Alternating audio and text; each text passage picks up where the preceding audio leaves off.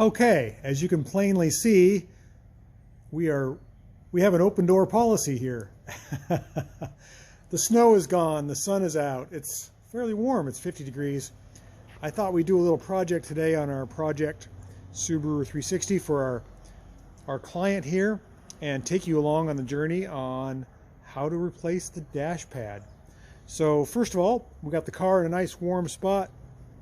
Doors are open, and we're going to grab our replacement dash pad that came supplied by the customer. Oh, it's a little fragile. I'm going to take it out of the car here and unwrap it a little bit. Set it up here on the roof panel. It looks really nice. It's high quality vinyl.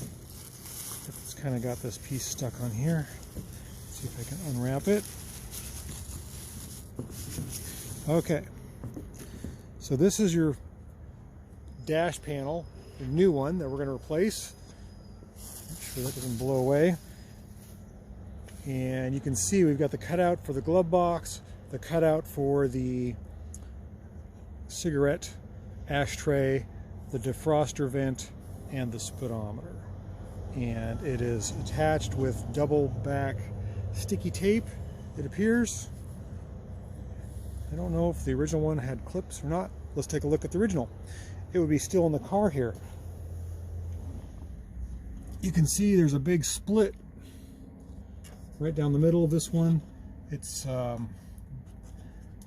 don't know, the shape has gone away. It's pulling away from the speedometer bezel, and it's split here as well in a couple different spots. So we're going to take this dash panel out and replace it with a new one. So let's get started. You guys are going to follow along. I might have to set the camera down to undo some screws, but I think the first order of business is to take the radio out. It's not a factory radio. I think it's just sitting in there. I'm just going to give it a pull and see what happens. Oh, what do you know? That was easy. It's probably the easiest radio removal I've ever done. And then looking in the glove box here, or the glove box hole, there's 3 screws, one up here, one on each side. So I got to get a Phillips to undo that. The ashtray flips up like this, and that's easy enough to remove. It just pops right out. We'll put that down here with the radio, and then the speedometer cluster. I don't know. Okay, I see. There's a bolt right. I'm touching it right there. You can't probably see that. There's probably one on each side. So I got to get a 10mm and loosen up each bolt to pull the speedometer cluster, and then we'll see what it'll take to pop this off. I see a clip down here. I don't know what that's about. It's the size of smaller than a penny. But we're going to remove these trim pieces and then replace the dash pad. I think it just sits up underneath there under the windshield seal. Okay, let me get some tools and we'll get on to this project.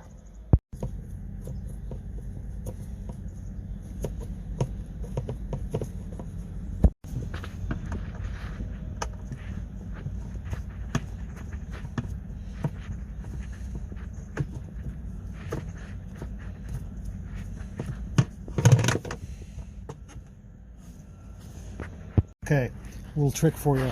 There are nuts right here. Where's my finger? Right there on the back of those. You have to put a wrench on there. So to get to this bolt on the left side of the steering, of the speedometer cluster, you want to get, can you see my tool up in there? I've got this long extension that comes out of the side, and it's on the cluster there, and you just want to get a turn like that, and it's connected to the bolt right up. And the other bolt's a little easier.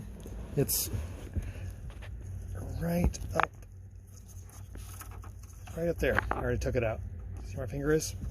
Okay, so the speedometer cluster should come out. Let's see if you can push it from the back side. Yep, here it comes.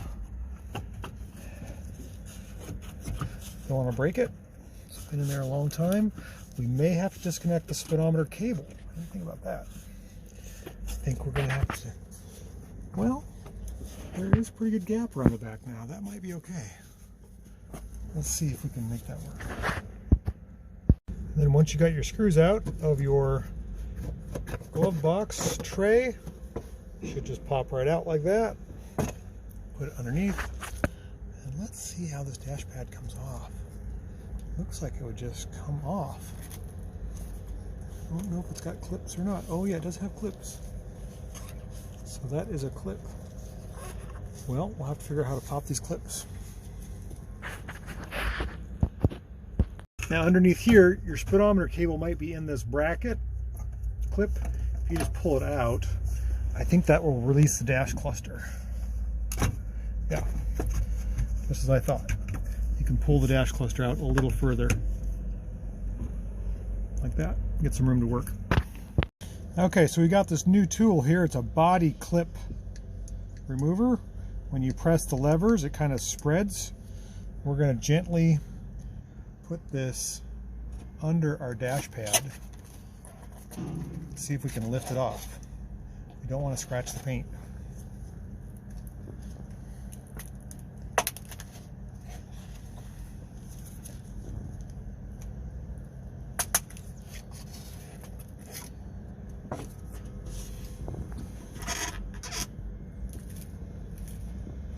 I think I need two hands here. Okay, other than this little peg here, which I think is aftermarket, some type of a screw, the rest of the dash pad has clips like this on the bottom, and the top edge is just tucked under the windshield seal, kind of as I figured. So we're just going to kind of keep moving along and keep popping. This dash pad is consumable or disposable. It's going to break. Not much I can do about that. I don't think I can save it. Once we got that one last clip out, it just kind of pops off like that.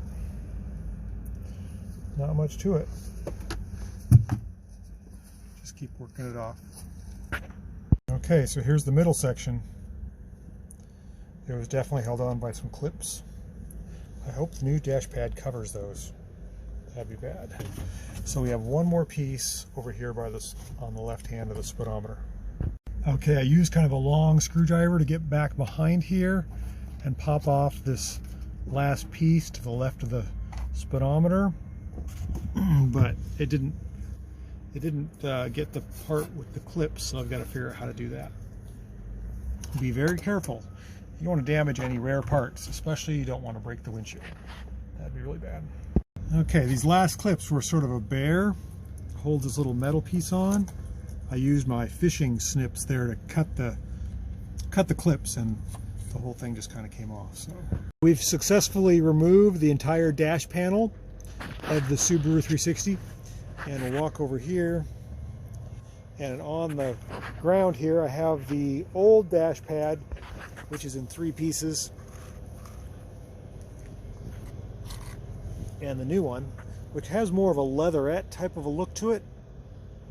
We're going to install that, and it is installed, from what I can tell, with this end goes underneath the windshield seal, and that is just 3M sticky tape. So we're going to clean up our dashboard, wipe it down with some 409 or some simple green, get it clean so it has something to stick to, and we'll put it in. Okay, so a little scrubbing and simple green makes the dash look really shiny. Want to give a good clean spot for the sticky tape. Okay, so we're test fitting our new dash pad. We want to shove it as far under the windshield seal as you possibly can, and behind the speedometer bezel, cluster bezel.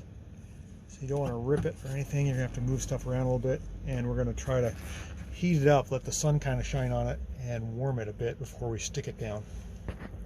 Okay, so the trick here is you really got to jam it under the seal for the windshield. Really jam it, and then you peel off the double sticky tape like this. And if you're sure you got it jammed under the windshield seal, you can press down.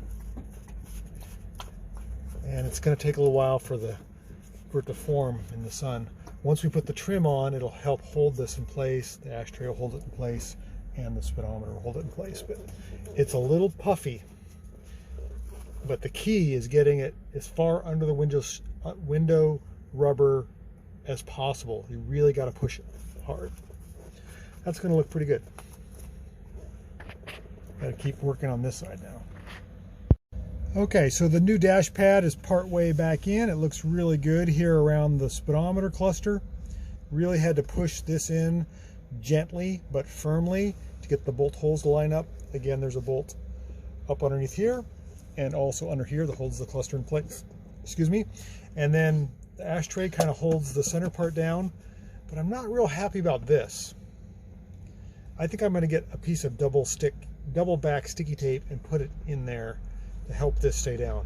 The glove box opening doesn't quite cover that. I think it would look better if I stuck that down. So I'm gonna go get a piece of tape. Okay, so we got our double back sticky tape holding this part of the dash pad down. Now we can slide the glove box liner back in there. Yeah, that looks good. It's not pooching up here anymore. That's nice. Okay, so we're gonna put our screws back in our glove box, and it did come with this trim. It's supposed to go, I don't know if I'm gonna use this or not. It's kind of hokey, and I'm missing this piece. We'll see. This appears to be door guard edge trim, so I could always put it on later. But I'm gonna put my glove box back in, put the radio back in, and I think we're gonna call that a day. It looks pretty good. What an improvement. You can armor all it now or polish it however you want, but it just looks nice. It's not cracked. It looks fresh and clean. Thanks for coming along on this journey. There's our old dash pad down here by the side of the car, and here's our new dash pad installed. Professionally installed, looks great. All right, let's move on to the next Subaru 360 project. This car is really coming along. We seem to be restoring it little by little, and it seems to be loving it, and everyone else is too. Thanks for watching.